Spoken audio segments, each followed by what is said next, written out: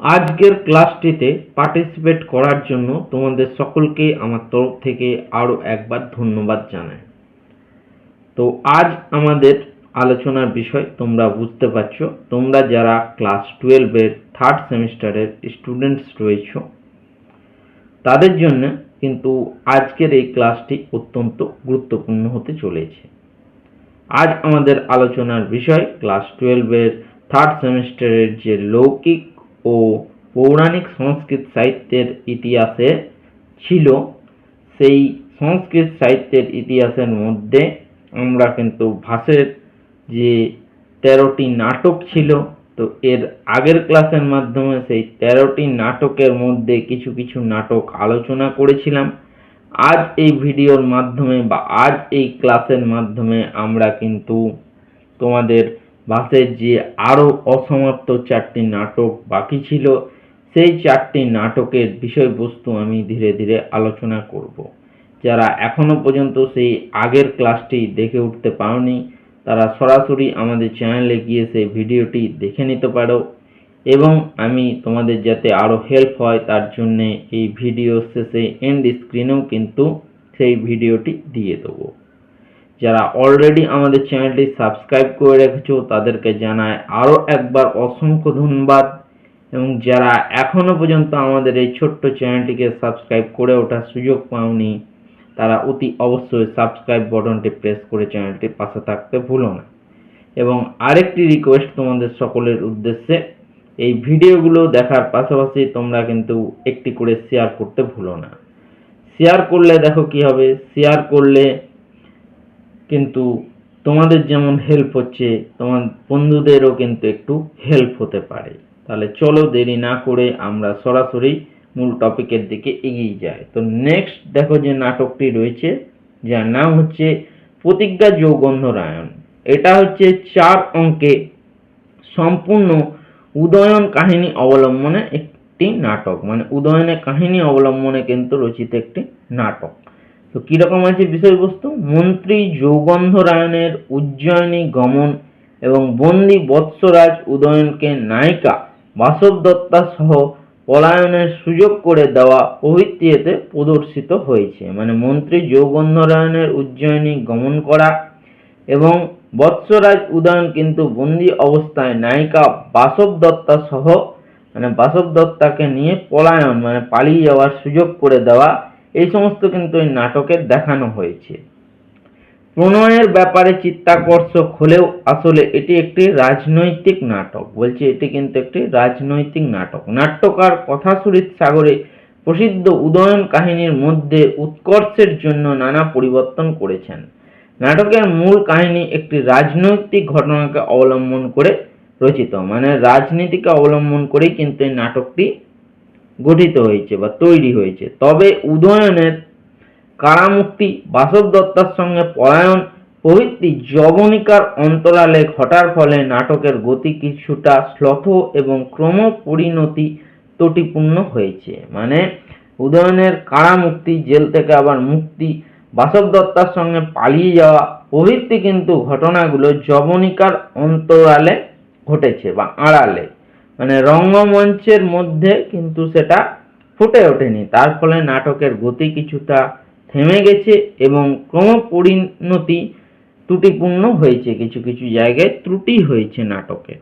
ছদ্মবেশী ভিক্ষুক, উন্মাদ ও শ্রমণের সাংকেতিক সংলাপ এবং গুপ্তচর বৃত্তির পটভূমিকা অন্যান্য সংস্কৃত নাটকে পাওয়া দুষ্কর। বলছে ছদ্মবেশে ভিক্ষুক, উন্মাদ মানে হচ্ছে পাগল, ও শ্রমণের সাংকেতিক সংলাপ, ঠিক আছে, এবং গুপ্তচর বৃত্তির পটভূমিকা প্রভৃতি কিন্তু সংস্কৃত নাটকে পাওয়া মুশকিল বা দুষ্কর। এই নাটকে উন্মাদের একক সংলাপগুলি যথার্থই সফল প্রয়াস এবং শ্রী এএসপি আয়ারের ভাষায় ওইগুলি রসময়, যুদ্ধবহুল ও অশ্রুসিক্ত মঞ্চে মাতালের নিরর্থক অসংলগ্নোক্তির আদর্শ নমুনা।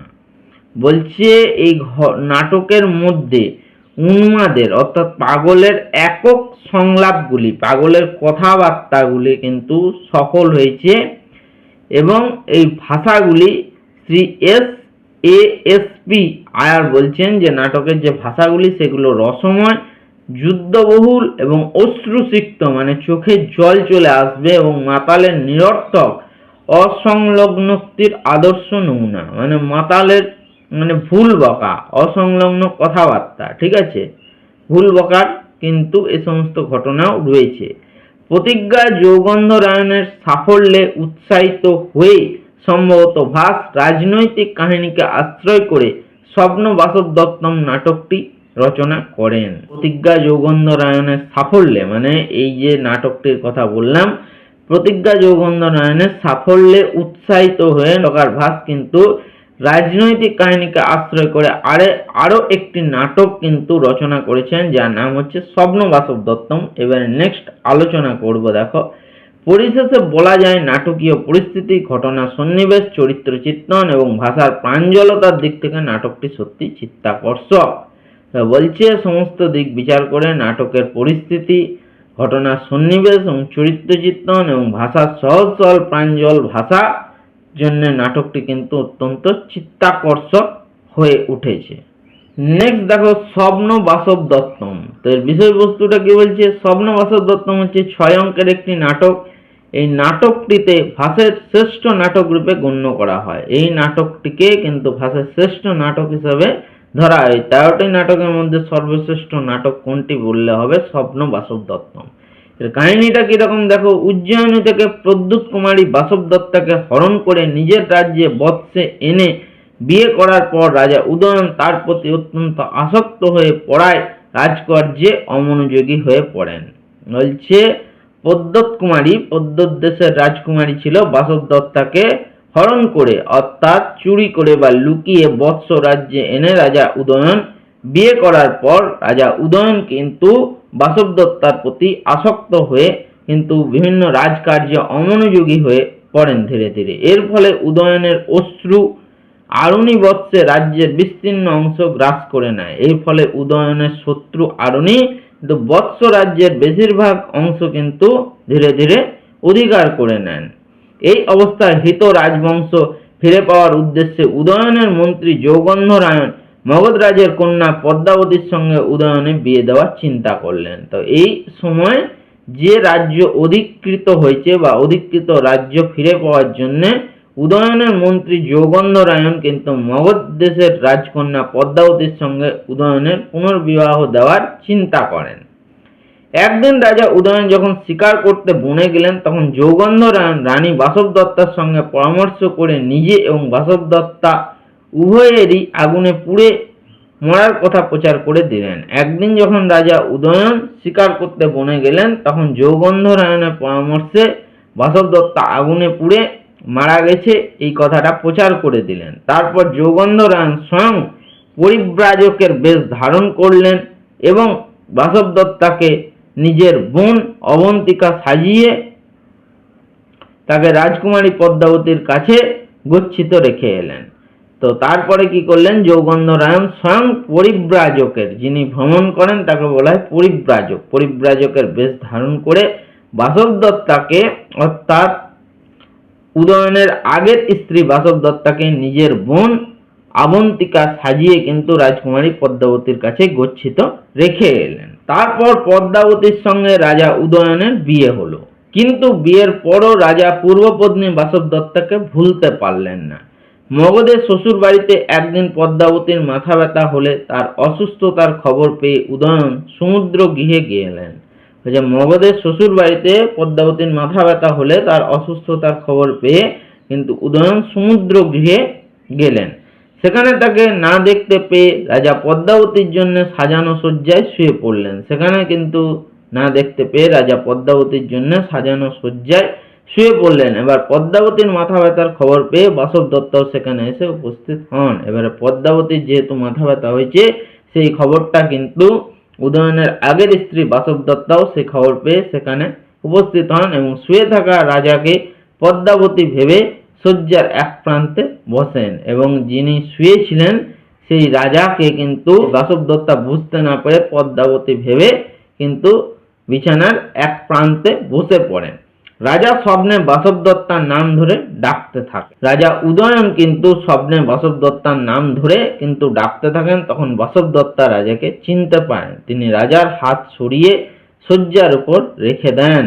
রাজা উদয়ন বাসবদত্তার স্পর্শ চিনতে পেরে তাকে ধরার চেষ্টা করেন, কিন্তু বাসবদত্তা রাজার হাত ছাড়িয়ে পালিয়ে যান। ইতিমধ্যে রাজা উদয়নের মন্ত্রী রুমন্নান আরুনিকে পরাস্ত করে রাজার হিত রাজ্য পুনরুদ্ধার করেন। এদিকে আবার রাজা উদয়নের মন্ত্রী, যার নাম হচ্ছে রুমন্নান, আরুনিকে পরাস্ত করে রাজা সেই অধিকৃত রাজ্য পুনরুদ্ধার করেন। তারপর মহাসেন প্রদ্যুতের কাছ থেকে বাসবদত্তার ধাত্রী বসুন্ধরা এবং কঞ্চুকি রাজার সংবাদ এবং বাসবদত্তা উদয়নের বিয়ের চিত্রফলক নিয়ে আসেন।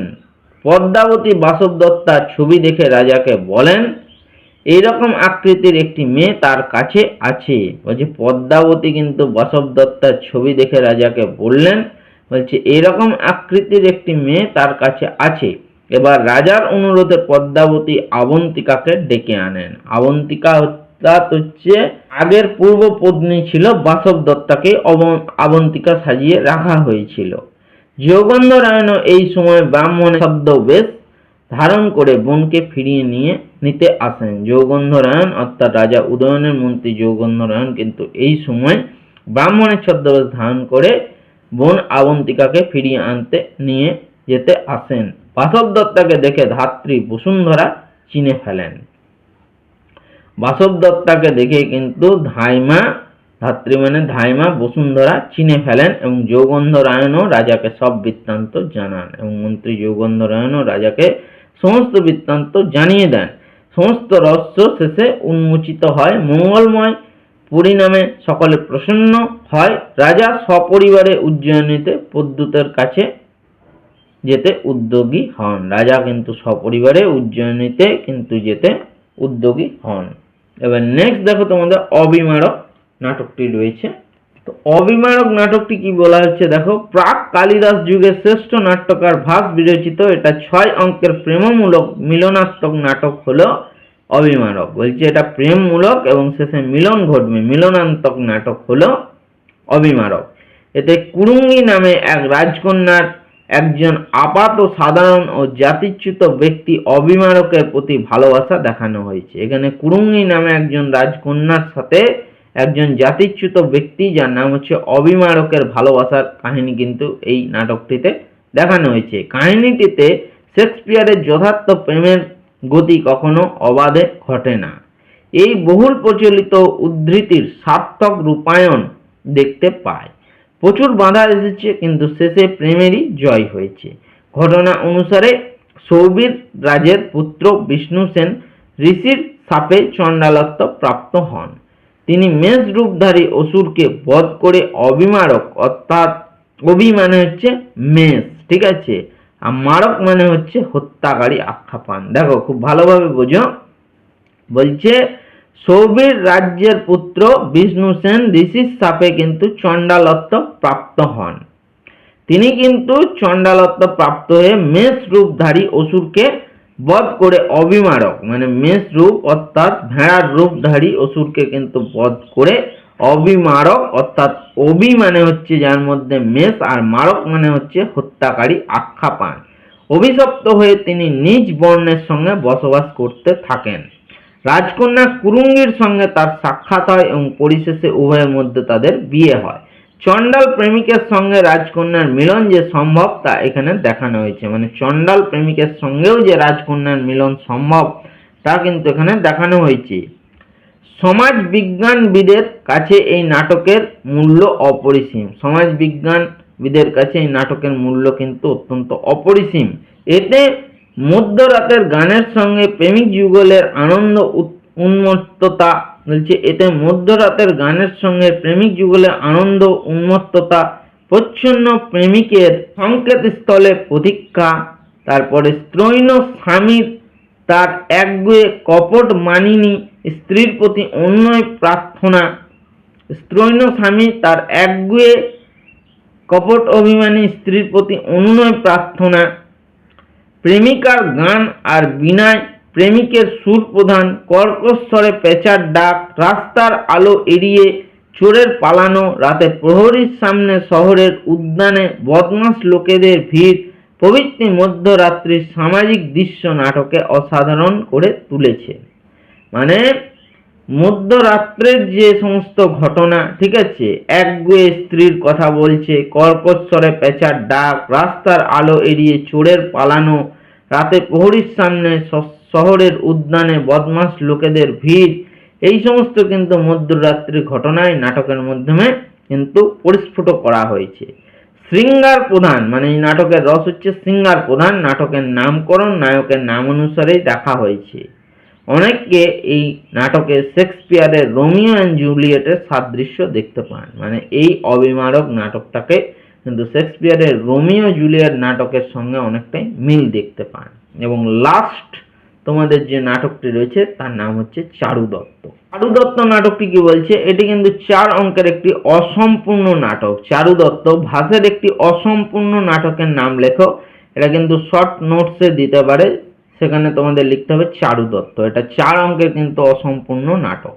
শূদ্রকের মিচ্ছকটিকের সঙ্গে নাটকের অনেকটাই মিল দেখা যায়। চারুদত্ত হলেন একজন সৎ দরিদ্র ব্রাহ্মণ, তার সঙ্গে গণিকা বসন্ত সেনার প্রেম জন্মে এবং বসন্ত সেনার অনুরাগ ও প্রণয় চারুদত্তের কাছে আকর্ষণীয় হয়ে ওঠে। কিন্তু দরিদ্র চারুদত্তের সঙ্গে বসন্ত সেনার প্রণয়ে প্রধান বাধা ছিল অর্থলোলুপ বসন্ত সেনার জননী। বলছে এখানে মূল ঘটনা দেখা হচ্ছে চারুদত্তের সঙ্গে একজন গণিকা, মানে যে নিম্ন স্তরের অত্যন্ত মানুষ, তার কথা বলা হচ্ছে।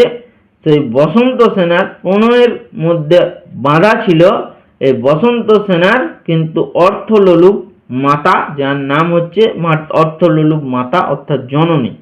দুর্বৃত্ত রাজচালক সকারের প্রলোভন ও মায়ের পীড়াপিড়ি উপেক্ষা করে বসন্ত সেনা চারুদত্তের কাছে যেতে উদ্যত হন। বলছে রাজচালক সকারের প্রলোভন ও মায়ের পীড়াপিড়ি উপেক্ষা করে কিন্তু বসন্ত সেনা চারুদত্তের কাছে যেতে প্রস্তুত হলেন।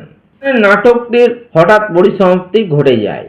এই নাটকে প্রেমের যথাযথ উত্তরণ ঘটেছে। নায়িকা জন্মসূত্রে গণিকা, ঠিক আছে, ও নায়ক চারুদত্তে পূর্বে বিবাহিত হলে নায়িকা জন্মসূত্রে গণিকা ছিল, ঠিক আছে, ও নায়ক চারুদত্ত পূর্বে বিবাহিত হলেও, মানে আগে বিবাহ হয়েছিল চারুদত্তের, তাদের পারস্পরিক ভালোবাসার মধ্যে এক দেহাতীত প্রেমের প্রকাশ ঘটেছে। বলছে চারুদত্তের কিন্তু পূর্বে বিবাহিত হলেও তাদের পারস্পরিক ভালোবাসার মধ্যে এক দেহাতীত প্রেমের কিন্তু প্রকাশ ঘটেছিল। সামাজিক নাটকগুলির মধ্যে ভাসের চারুদত্ত হচ্ছে অন্যতম। সামাজিক নাটককে কেন্দ্র করে কিন্তু ভাসের চারুদত্ত নাটকটি কিন্তু একদম অন্যতম নাটক। পরবর্তীকালে শূদ্রক কাহিনীতে রাজনৈতিক অভ্যুত্থানের প্রসঙ্গ এনে নাটকটিকে পূর্ণাঙ্গ করেন। পরবর্তীকালে কিন্তু মহাকবি ভাসের এই নাটকটিকে শূদ্রক কিন্তু রাজনৈতিক কিছুটা প্রসঙ্গ এনে কিন্তু নাটকটিকে সম্পূর্ণ করেন। এর চরিত্রগুলির মধ্যে বিশ্বজনীনতার স্পর্শ আছে। খণ্ডিত নাটকের মধ্যে হাস্যোদ্দীপক প্রচুর ঘটনা আছে, মানে হাসির অনেক রকম ঘটনা এই নাটকটির মধ্যে রয়েছে। আশ্চর্যের বিষয় হলো প্রকরণ জাতীয়, মানে নাটকের যে ভাগ থাকে তার মধ্যে এটা প্রকরণ জাতীয় একটি দৃশ্যকাব্যের প্রারম্ভে কোনো মাঙ্গলিক শ্লোক এবং এর শেষে কোনো ভরত বাক্য নেই। বলছে প্রকরণ জাতীয় নাটকের এই দৃশ্যকাব্যের প্রথমে কিন্তু কোনো মাঙ্গলিক শ্লোকও নেই এবং কোনো ভরত বাক্য নেই। চারুদত্ত যথার্থই ভাস নাটক চক্রের এক অভিনব সংযোজন। বলছে চারুদত্ত যে ভাসের যে 13টি নাটক আছে তার মধ্যে একটি অভিনব সংযোজন হচ্ছে ভাসের এই চারুদত্ত নাটকটি। তো এখানেই তোমাদের এই ক্লাসটি সমাপ্ত হলো। ভিডিওটি এতক্ষণ ধৈর্য ধরে দেখার জন্য তোমাদের সকলকে আমার তরফ থেকে আরো একবার অসংখ্য ধন্যবাদ জানাই।